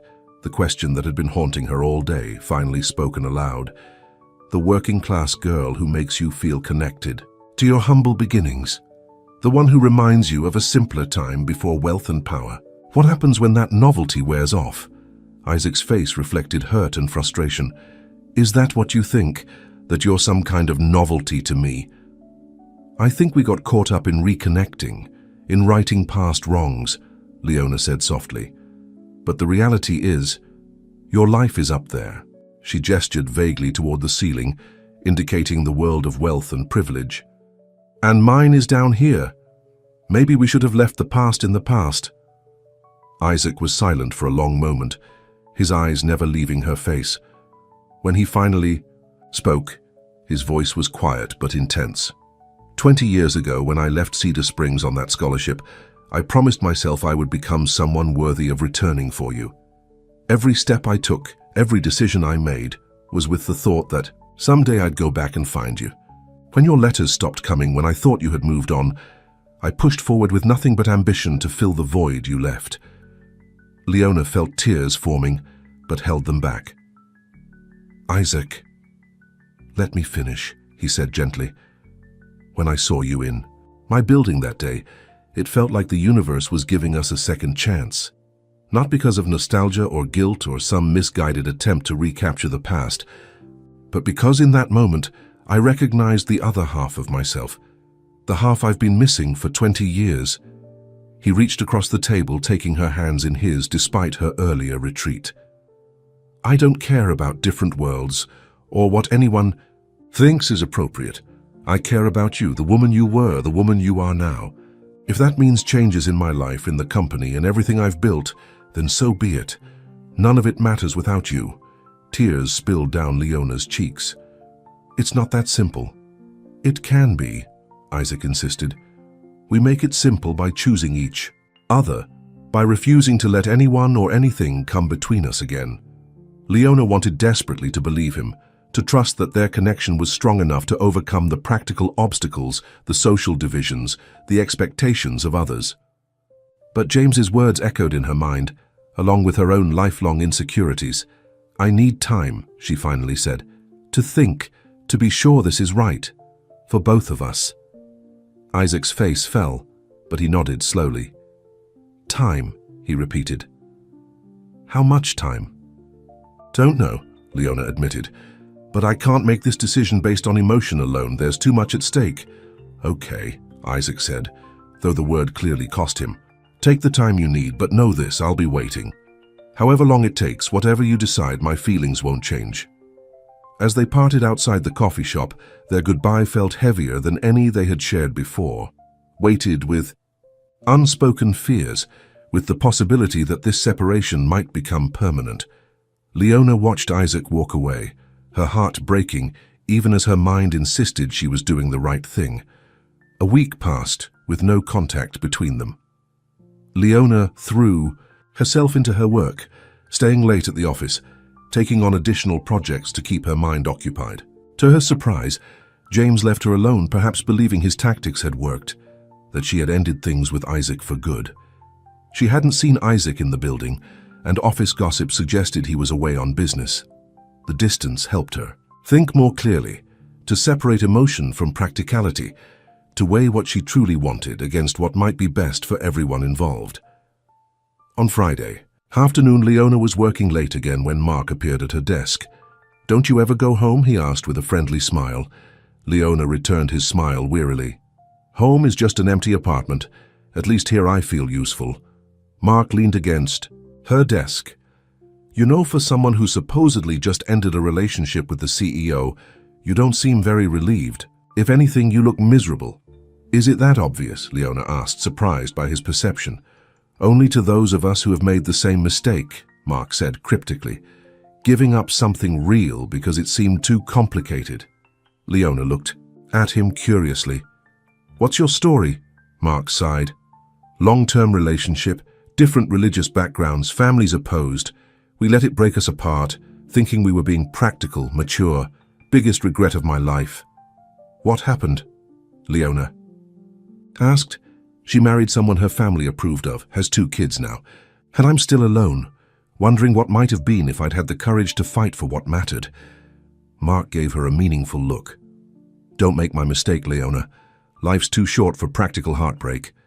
His words stayed with Leona as she finally headed home, the empty office echoing with the weight of decisions unmade, words unspoken.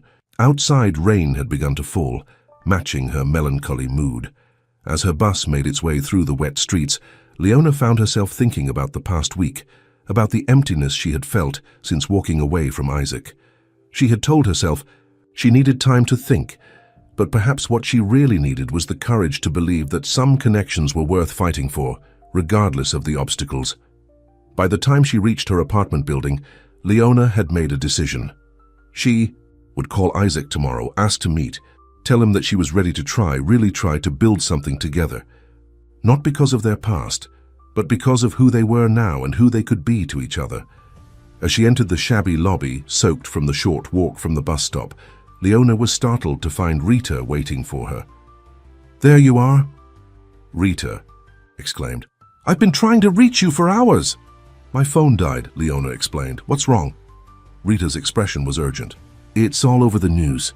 Donovan Enterprises. There's been some kind of scandal, accusations of fraud. They're saying the company might collapse." Leona felt the blood drain from her face. "Isaac," she whispered. "Is he okay?" "I don't know," Rita admitted. "But from what I saw on the news, it's his brother who's at the center of it all." Rushing to Rita's apartment, they turned on the television. The business news was indeed covering the story. Allegations that James Donovan had been falsifying reports, hiding losses and misrepresenting the company's financial health to investors for years. Sources close to the company suggest CEO Isaac Donovan may have been unaware of his brother's activities, the reporter was saying. But questions remain about how such extensive fraud could have occurred without his knowledge. Donovan Enterprises. Stock has plummeted, and analysts predict potential bankruptcy if the allegations prove true. Leona watched in horror, her mind racing. Was this why James had been so desperate to remove any distractions that might lead Isaac to look more closely at the company's operations? Had he been using Isaac's trust, his focus on building rather than monitoring, to hide his own unethical activities? Without hesitation, Leona grabbed her still damp coat. "I have to go to him." "In this weather? At this hour?" Rita protested. "Leona, this is a corporate scandal. What can you possibly do?" "I don't know," Leona admitted. "But I know he needs someone right now, someone who cares about him, not his money or his company or his reputation. He needs me." The trip to Isaac's penthouse took nearly an hour in the stormy weather, taxis unwilling to go far in the downpour. By the time Leona arrived, she was drenched and shivering but determined. The doorman recognized her from her previous visit, and after a quick call upstairs, allowed her to go up. Her heart pounded as the elevator ascended, uncertainty mixing with her determination. What if Isaac didn't want to see her? What if he blamed her somehow for distracting him when his brother was undermining the company? The elevator doors opened directly into Isaac's penthouse. The space was dark except for a single lamp in the living room where Isaac sat alone, a glass of whiskey in his hand, his expression bleak. He looked up as she entered, surprise momentarily replacing the devastation on his face. "Leona, what are you doing here?" "I saw the news," she said simply, moving toward him. "I needed to make sure you were okay." Isaac laughed bitterly. "Okay? My brother has been systematically defrauding investors for years. The company I built might not survive. My employees could lose their jobs. Okay isn't anywhere on the spectrum of what I am right now." Leona sat beside him on the couch, her wet clothes soaking into the expensive fabric. "I'm so sorry, Isaac." He looked at her, really looked at her, taking in her drenched appearance, the concern in her eyes. Something in his expression softened. "You came all this way in this weather just to check on me?" "Of course I did," Leona said, as if it were the most natural thing in the world. "I care about you." Isaac set down his glass, running a hand through his disheveled hair. "I should have seen it, all the signs were there. James's resistance to detailed audits, his insistence on handling certain accounts personally, his obsession with keeping up appearances." His voice broke slightly. "I trusted him completely, my own brother." "You couldn't have known," Leona insisted. "He deliberately kept you in the dark." "A CEO should know everything about his company," Isaac said bitterly. "I was too focused on growth, on the future, on—" He looked at her. "On us." Leona felt a stab of guilt. "Is that why you think he was so determined to end our relationship? Because you might start paying closer attention to the company?" Isaac nodded slowly. "It makes sense now. Your presence made me see things differently, question things I had accepted for years. James must have realized the threat that posed." They sat in silence for a moment, the rain beating against the windows, the only sound in the vast space. Finally, Leona spoke. "What happens now?" Isaac sighed deeply. "Best case scenario? I cooperate fully with investigators, show that I was uninvolved and try to rebuild from the wreckage. Worst case? Criminal charges, bankruptcy, the end of everything I've built. And James? Already fled the country, apparently. Left me to face the consequences alone." The hurt in Isaac's voice was palpable. Leona reached for his hand, entwining her fingers with his. "You're not alone." He looked at their joined hands, then up at her face. "I thought I'd lost you. After our talk, at the coffee shop when you said you needed time, I was afraid you'd decided we couldn't work." "I was afraid too," Leona admitted. "Afraid of not belonging in your world, of holding you back, of being a distraction from what mattered. But I was wrong, Isaac. What matters isn't your company, or your status, or the different worlds we come from. What matters is this," she squeezed his hand, "us, supporting each other, being there when it counts." A flicker of hope appeared in Isaac's eyes. "Does this mean you're willing to try? Despite everything? Because I have to warn you, my life is about to become very complicated, very public, and potentially very difficult." Leona smiled gently. "My life has been complicated and difficult for 20 years. I'm not afraid of that. I'm only afraid of walking away from something real because I was too scared to believe in it." Isaac pulled her close, his arms encircling her despite her wet clothes. "I don't deserve you," he murmured against her hair. "Probably not," Leona agreed with a soft laugh. "But you've got me anyway." They stayed that way for a long time, holding each other as the storm raged outside, a physical manifestation of the turbulence that lay ahead. But for the first time in years, perhaps in their entire lives, neither felt alone in facing whatever came next. The following months were indeed difficult. Investigators swarmed Donovan Enterprises, examining every transaction, questioning every decision. Isaac spent endless hours with lawyers and auditors, fighting to save what could be saved of the company he had built. Leona stayed by his side through all of it, offering support, perspective, and occasionally much-needed distraction from the stress. She continued her work in customer service, refusing special treatment despite her relationship with Isaac becoming public knowledge. Slowly, painfully, the truth emerged. James had indeed been manipulating financial records for years, hiding losses from bad investments while presenting a picture of uninterrupted growth to the board and investors. His motives appeared to be a combination of pride, fear of disappointing his brother, and eventually, desperation to cover his earlier deceptions. Though the scandal dealt a severe blow to Donovan Enterprises, Isaac's cooperation with authorities and his obvious shock at his brother's actions helped mitigate some of the damage. The company survived, though significantly downsized and restructured. Through it all, Isaac and Leona's relationship deepened, strengthened by adversity rather than broken by it. The artificial barriers between their worlds fell away in the face of real challenges that required them to see each other as they truly were. Not as CEO and employee, not as the wealthy man and the struggling woman, but as two people committed to facing life together. 1 year after the scandal broke, on a quiet evening in the park, where they had spent so many hours talking during that difficult time, Isaac asked Leona to marry him. "I don't have as much to offer as I once did," he said, holding a simple ring that cost a fraction of what he could have afforded in his previous life.